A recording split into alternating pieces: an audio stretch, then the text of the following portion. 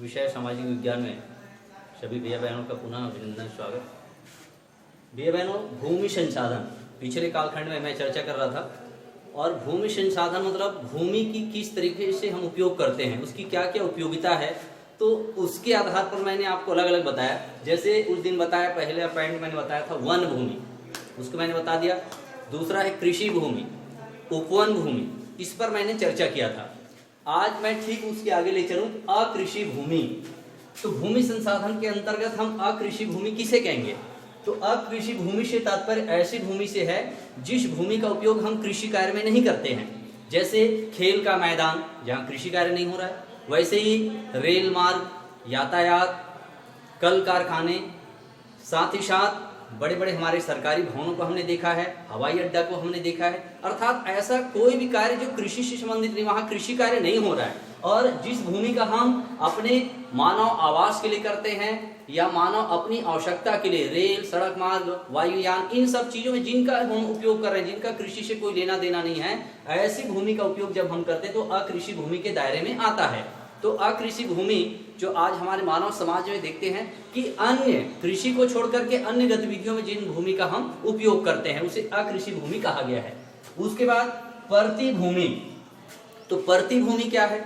ऐसी भूमि जो खाली है, जिसका उपयोग कृषि कार्य में नहीं किया जा रहा तथा जिसकी उपजाऊ क्षमता कम है, मगर जब उस भूमि का हम उपयोग करना चाहें तो एक साल कृषि कार्य में हमने उस भूमि का उपयोग किया है, मगर देखते हैं कि उसकी उर्वरा शक्ति में काफी कमी आ गई है और दूसरे साल कृषि कार्य के लायक वह भूमि नहीं है, तो हम क्या करते हैं, उसको एक साल के लिए उसको खाली छोड़ दिया जाता है। पर उसमें जब ह्यूम्स की मात्रा बढ़ जाती है तो फिर दूसरे वर्ष उसी भूमि का फिर से उपयोग करते हैं, वहां फसलों का उत्पादन होता है, तो उसे हम परती भूमि कहते हैं। तो परती भूमि में दो प्रकार की परती भूमि की हम बात करते हैं।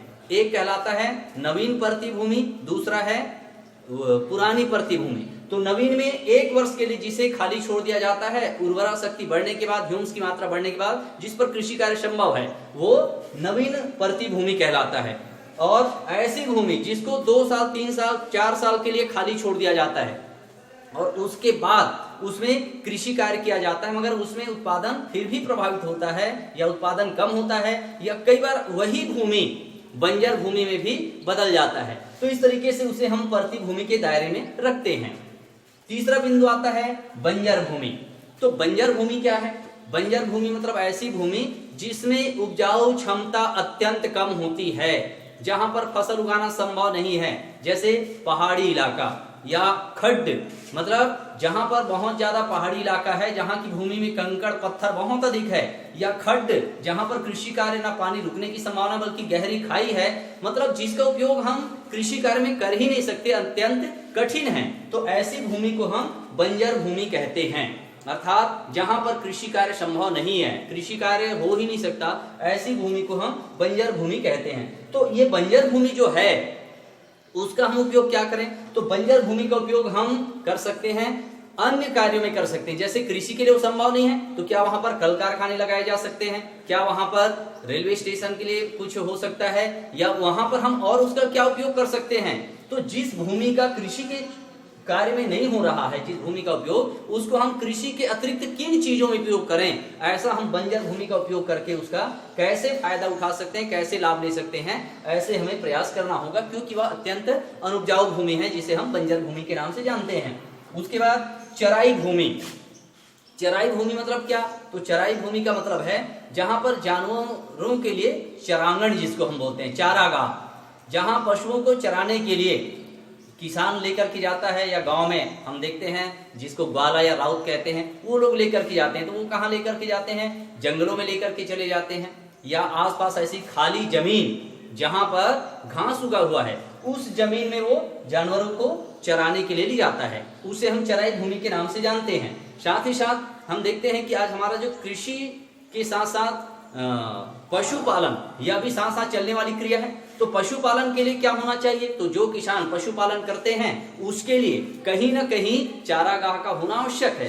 तो चारागाह के लिए किसान दो कार्य करता है, एक कृषि कार्य करता है, दूसरा वह पशुपालन करता है। तो पशुपालन संभव कब होगा? जब उसके पास चराई भूमि होगी।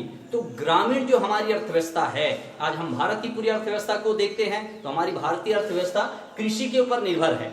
मगर कृषि के ऊपर निर्भर तो है, मगर कृषि के साथ साथ पशुपालन भी आवश्यक है, और पशुपालन के लिए चराई भूमि का होना आवश्यक है, तब जाकर के पशुपालन संभव हो सकता है। तो ये जो मैं कृषि भूमि संसाधन के रूप में मैं चर्चा कर रहा था, कृषि भूमि, वन भूमि, उपवन भूमि, अकृषि भूमि, परती भूमि, बंजर भूमि और चराई भूमि, अर्थात हम भूमि संसाधन का विविध तरीके से अलग अलग उपयोग करते हैं, और मनुष्य अपनी आवश्यकता के आधार पर उसकी उपयोगिता को या उपयोग को बदलते रहता है, इसलिए भूमि वहां संसाधन कहलाता है। मैंने पिछले कालखंडों में बताया था कि प्रकृति द्वारा प्रदत्त वे संपदाएं अपने आप में संसाधन नहीं है, मगर मनुष्य जब उसका उपयोग करता है, अपनी दैनिक जीवन में उसकी उपयोगिता को बदल लेता है, जिससे मनुष्य को लाभ होता है या उत्पादन बढ़ता है, तब वह भूमि संसाधन कहलाता है। तो इस प्रकार से हमने देखा कि भूमि का अलग अलग तरीके से हम अपने दैनिक जीवन में उपयोग करते हैं। तो मैंने पिछले कालखंड में भी इनके 3 टॉपिक पहले समझाया था, उसका शेष भाग ये है।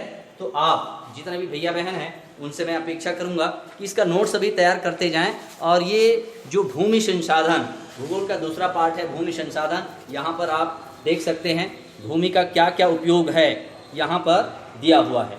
उसके साथ साथ इसकी और आगे जानकारी के लिए इस पुस्तक में आप जैसे जैसे पलटते जाएंगे तो आपको शायद वीडियो में दिखाई दे रहा होगा, ध्यान से देखेंगे तो आपको दिखेगा। तो इससे आप तैयारी करें और इसका कुछ नोट्स अभी से बनाते रहें, ऐसा मैं अपेक्षा करूंगा। धन्यवाद।